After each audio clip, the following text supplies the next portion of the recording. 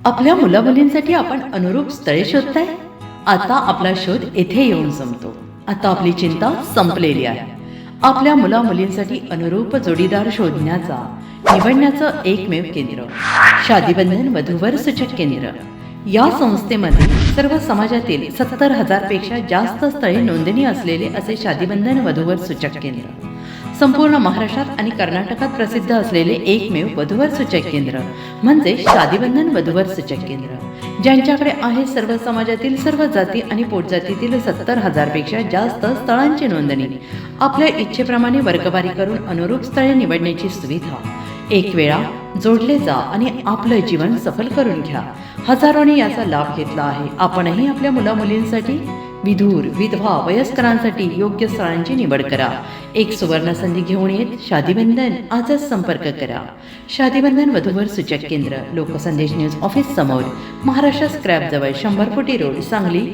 Pin code 416 customer care number 9922864545. आमच्या वेबसाईटवर स्थळे पहा. आमची वेबसाईट आहे www.shadibandhan.in.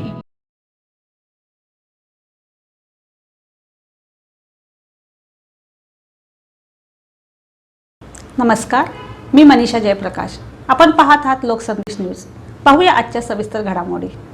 नवी मुंबई MSCBच्या बोंघळ कारभाराच्या विरोधात MSCB कार्यालयावर शिवसेना व युवा सेनेच्या वतीने हल्लाबोल आंदोलन व धडक मोर्चाचे आज बुधवार दिनांक 10/6/2026 रोजी सकाळी 11 वाजता आयोजन करण्यात आले. रहिवाशांनी MSCB करायचे काय, खाली मुंडी वर पाय अशा घोषणा दिल्या.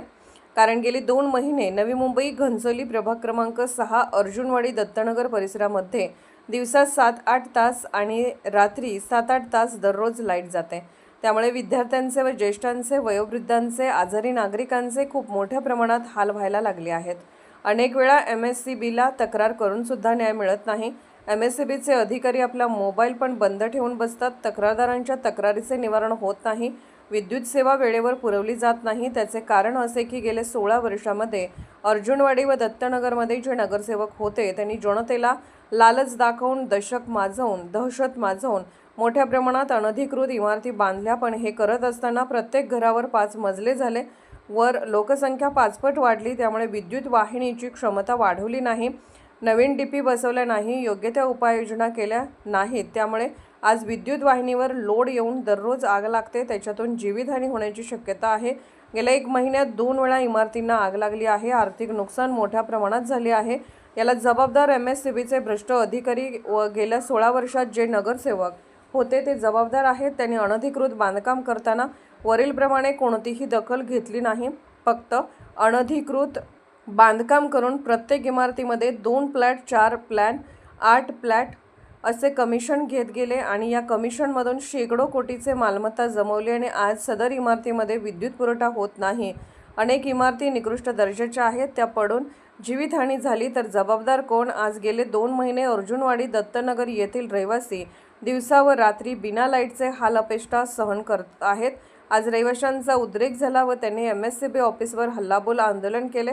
त्याच्यामध्ये अनेक रहिवाशांनी अर्जुनवाडी दत्तनगर येथील गेल्या 16 वर्षात असणाऱ्या नगरसेवकाने अशा प्रकारे त्यांच्या आयुष्याची वाताहत केली. त्याबद्दल खंत व्यक्त केली, नाराजी व्यक्त केली. आम्ही फसलो आणि आम्हाला फसवले असेही काहींनी जाहीरपणे कबूल केले. सदर आंदोलन युवा सेनेचे जिल्हा प्रमुख अनिकेत म्हात्रे व संपूर्ण नाव नवी मुंबई शिवसेना तसेच आंदोलनामध्ये प्रमुख नेतृत्व खासदार नरेश म्हस्के साहेबांनी केले. MSCBच्या कार्यालयासमोर सर्व आंदोलन चालू होते तेव्हा MSCBचे अधिकारी भेटायला आले. त्यांनी झालेल्या चुका मान्य केल्या आणि माननीय खासदार नरेश म्हस्के साहेब यांनी 1 महिन्याच्या आत नागरिकांच्या समस्या सोडवण्यात याव्यात, अन्यथा भविष्यात कायदा हातात घ्यावा लागला तरी आमच्या शिवसैनिक माघारी जाणार नाहीत असा सज्जड दम दिला. तेव्हा MSCBच्या अधिकाऱ्यांनी 1 महिन्याच्या आत सर्व समस्येचे निवारण करून आणि विद्युत सेवा चांगली देऊ असे आश्वासन दिले. त्यामुळे आजचे आंदोलन स्थगित करण्यात आले. नवी मुंबई लोकसंदेश न्यूज प्रतिनिधी कुमार पाटील यांचा रिपोर्ट.